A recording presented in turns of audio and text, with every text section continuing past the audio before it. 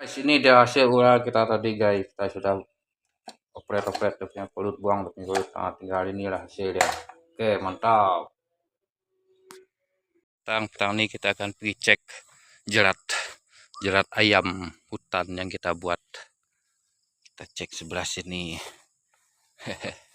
Sebelah sini masih sama juga. Nah, tengok masih ada. Oke. Kita tengok sebelah sana lagi ya. Pasang perangkap tupai tak ada kena.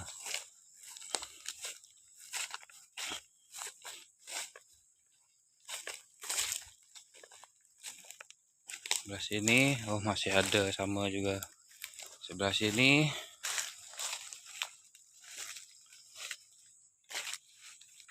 Ih, yang kena nih guys.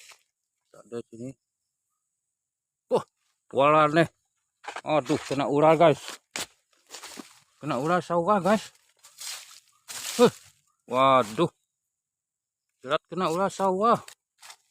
Kejap. Cari kayu dulu. Kayu nih, kayu. Tengok macam mana guys ular nih. Waduh. Ular sawah guys.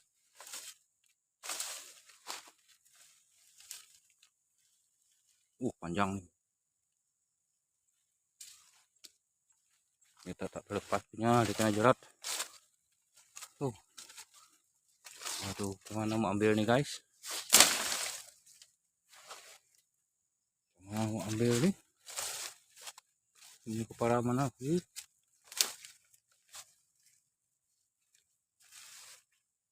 Ini kepala. Guys, kena ular guys. Aduh guys.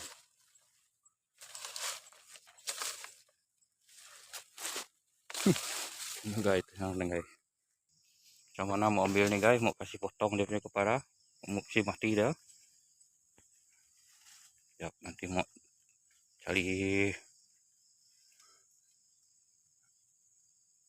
Kita mau ambil kayu lagi, nanti satu kayu. Kita pukul dia. Ya, jerat kita sebelah sini kena bulung luak.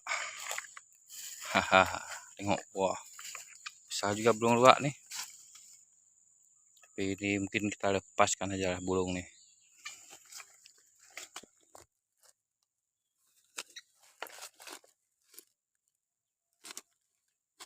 Lepaskan saja bulung luak nih.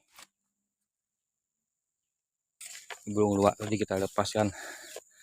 Kita ambil ini aja.